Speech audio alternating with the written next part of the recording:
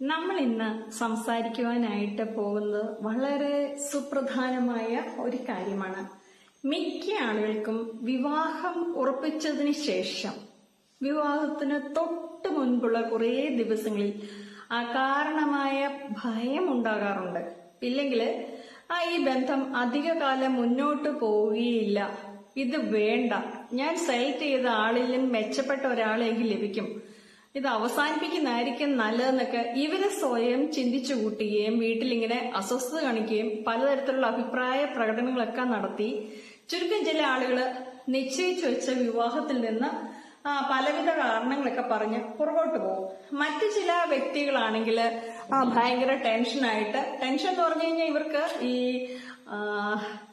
ആദ്യ രാത്രിയെ കുറിച്ചോ അത്ര കാര്യങ്ങളെ കുറിച്ചല്ല, ഈ വ്യക്തിയുമായിട്ട് ഞാൻ എന്തിനാണ് വിവാഹം കഴിക്കുന്നത്, ഇതിൽ നല്ല ഒരാളെ എനിക്ക് കിട്ടുമോ, ഇല്ലെങ്കിൽ എന്റെ സെലക്ഷൻ തെറ്റായി പോയോ, ജീവിതകാലം മുഴുവൻ എനിക്കിത് കൊണ്ടു നടക്കാൻ പറ്റുമോ, ഇങ്ങനെയുള്ള ഒരുപാട് അനാവശ്യമായ സംശയങ്ങൾ വെച്ചുകൊണ്ടാണ് ഈ പ്രശ്നങ്ങൾ ഉണ്ടാക്കുന്നത്. അപ്പൊ അതിന്റെ കാരണങ്ങളൊക്കെയാണ് നമ്മൾ പരിശോധിക്കുന്നത്. ഈ ഒരു കാര്യത്തില് അപ്പൊ ഇതിന്റെ സൈക്കോളജിക്കൽ ഫാക്ട്സ് എന്താണ്, എന്തുകൊണ്ടാണ് ആളുകൾ ഇത്തരത്തിൽ വിചിത്രമായിട്ട് പെരുമാറുന്നത്, ഇതിവരുടെ സ്വഭാവത്തിന്റെ വല്ല പ്രത്യേകതയാണോ, അതോ ഇത്തരം ചിന്തകൾ വെച്ച് പുലർത്തുന്ന ആളുകളൊക്കെ വിവാഹ ജീവിതം പരാജയപ്പെടുമോ, ഇങ്ങനെയൊക്കെയുള്ള കാര്യങ്ങളാണ് നമ്മൾ സംസാരിക്കാനായിട്ട് അല്ലെങ്കിൽ ചിന്തിക്കുവാനായിട്ട് പോകുന്നത്.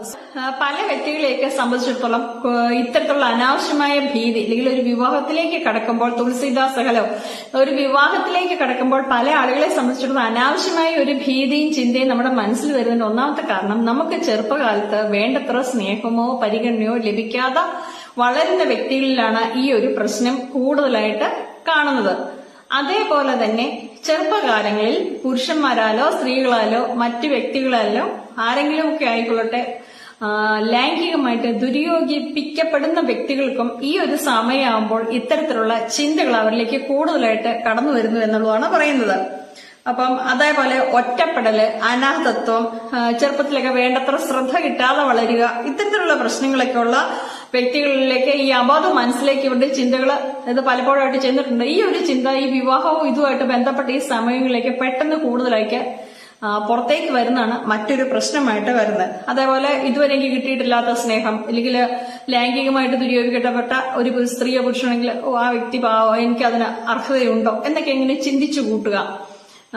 പുരുഷനാണേലും സ്ത്രീയാണേലും അതുപോലെ ഇത് ഞാൻ അർഹിക്കുന്നുണ്ടോ എന്നുള്ള ആ ചിന്തയൊക്കെ വന്നു കഴിയുമ്പോൾ ഇവർക്ക് അനാവശ്യമായിട്ട് കുറ്റബോധം തോന്നുക, ഭയം തോന്നുക, നിരാശ തോന്നുക, സ്വയം കുറ്റപ്പെടുത്തുക, അതിൽ നിന്നൊക്കെയാണ് പലപ്പോഴും ഇത്തരത്തിലുള്ള ചിന്തകൾ വരുന്നതെന്നാണ് പഠനങ്ങൾ പറയുന്നത്. Santhosh hi, Shaji hi, Sameer hi, Shaji hello. ഇത്തരത്തിലുള്ള ചിന്തകളൊക്കെ അവരുടെ മനസ്സിലോട്ട് വരുന്നത് ഇനി കെട്ടാൻ പോണ ഒരു വ്യക്തിയെ മെട്ട വെച്ചുകൊണ്ടാണ്.